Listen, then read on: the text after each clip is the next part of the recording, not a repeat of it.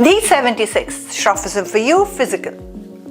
The preference for things over people.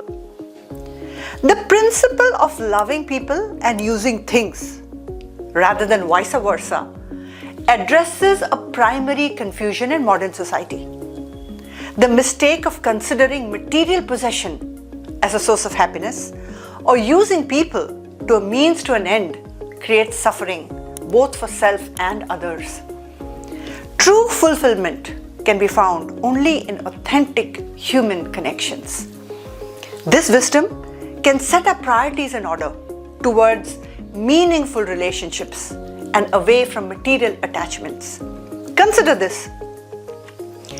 Emotionally investing in people has inherent dangers, such as potential loss, betrayals, disappointments.